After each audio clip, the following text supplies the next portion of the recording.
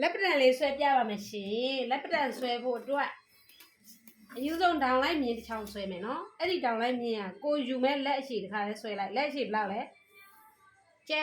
ခုနှစ်နော်ပေါ်ကြတော့စမှတ်လို့မှတ်ထားလိုက်နော်အောက်ကလက်ဝလို့မှတ်ထားလိုက်နော်လက်ဝအဲ့ဒီစမှတ်ကနေလက်ဝကိုရဖို့အတွက်စမှတ်ကနေပြီးမှလို့လက်တိုင်တိုင်းမယ်လက်တိုင်တိုင်းကိုခုနကရှေ့ရယ်နောက်ရယ်ပေါင်းလိုက်တာဘယ်လောက်ရတာ16.1 16.1ရှေ့ချိုင်းနောက်ချိုင်းပေါ့နော်တိုင်းလို့ရတဲ့16.1 4နဲ့စား4 4လီ16ဒါလေးကတော့မျှထည့်လိုက်တော့ပေါ့နော်တစ်စိတ်ပဲဆိုတော့နော်အဲ့တော့ဒီမှာ4နည်းနည်းလေးကြော်လိုက်ရတယ်ပြီလားအဲ့ညမှာမမြင်းတစ်ကြောင်ဆွဲလိုက်နော်ဆွဲတဲ့မြင်းကလည်းဒီလိုမဖြစ်ရဘူးဒီလိုမဖြစ်ရလုံးဝတောင်းမှန်ကြာနေရနော်အဲ့ပြီးဒီဘက်တစ်ဖက်ကိုအရှိလို့မှတ်ဒီဘက်တစ်ဖက်ကိုနောက်လို့မှတ်နော်အရှိဆိုတော့အဲ့မှာအရှိတို့တိုင်းလာတာ85ရတာလေနော်နောက်တိုင်းလာတာက9.4ရတာလေအရှိတွေကကြတော့4စိတ်နှုတ်နော်ရှေ့တွေက2စိတ်နှုတ်မယ်နောက်တွေက4စိတ်နှုတ်နောက်ကိုမြင်မြတ်နှုတ်နောက်ကို4စိတ်နှုတ်နော်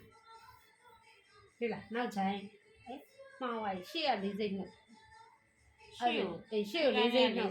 ဒါ2စိတ်နှုတ်အဲ့တော့9.2ရှေ့မြင်မြတ်နှုတ်တော့ဗောနော်4စိတ်နှုတ်တော့8.1အဲ့ဒါဒီရှေ့ချမ်း8.1ကိုဒီလိုလေးစောင်းပြီးတော့နှုတ်လိုက်ဒါပေမဲ့အမအဲ့ညမှာတစ်စိတ်ငင်းပို့လာတယ်8.2လောက်ယူလာဒီလားနော်အဲ့လိုယူလာတယ်အဲ့8.1ဒီဘက်က9.2ဆိုရင်9.3ယူလာဒီလားအဲ့လိုဆိုတော့လက်ကနည်းနည်းကြီးတာကောင်းတယ်လေအဲ့ဒါမျိုးစိတ်တူလာနော်အဲ့ဒါပြီးပြီဆိုရင်ဒီကနေပြီးတော့၄စိတ်ဒါလက်တိုင်ပေါ့နော်အဲ့လက်တိုင်ရဖို့မလုပ်တာလေ၄နဲ့စားတာနော်ဒါလေးရဖို့၄နဲ့စားတာပြီးပြီဆိုရင်ပိစာအစင်တိုင်းထောက်ပါရနော်ပြီးရင်ဒီမှာ၄ဟလား၄ဒီကနေ၄စိတ်ထက်တက်ဘယ်လောက်လဲ၄စိတ်ထက်တက်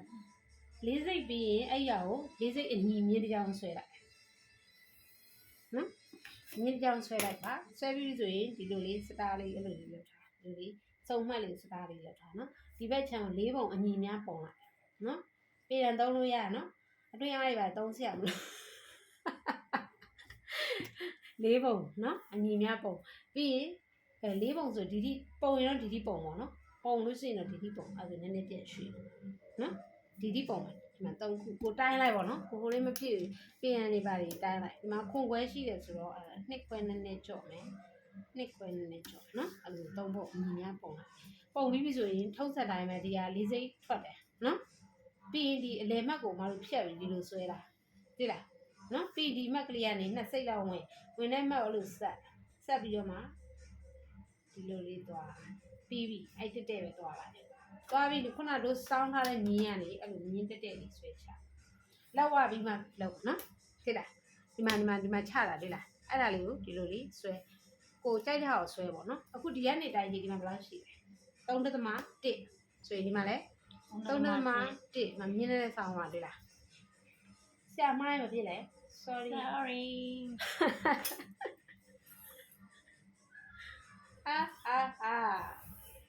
နော်အဲ့ဆိုရင်ဒီဘက်တစ်ဖက်ပဲကျန်တယ်ဒီမှာလည်းအဲ့လိုပဲ၄လက်မ၄စိတ်ထွက်တယ်နော်ပြီးဒီမှာဖြတ်ပြီးတော့ဝင်မှာပေါ့နော်ဒီအလေတော့ဖြတ်ချပြီးတော့ဒီမှာ2စိတ်ဝင်နော်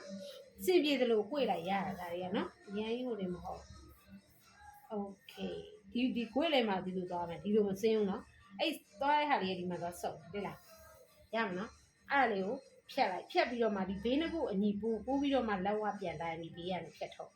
နော်ဘာလို့ဆိုတော့သူကဒီနောက်ချမ်းကတိုးတယ်ရှေ့ချမ်းကရှေ့တဲ့အတွက်လက်ဝကိုဒီအလယ်မဲ့ယူပြီးတော့မဖြတ်တယ်နဲ့နှစ်ခုညီပူးပြီးမှဖြတ်ရမှာနော်အဲ့ဆိုအဲ့ဒါအရင်ကြည့်ဆွဲနော်ဒီစာလေးကိုစင်တိုင်းခောက်ပါအရင်ကဟာကျမကိုမေးတာစစ်ကဲကကြမယ်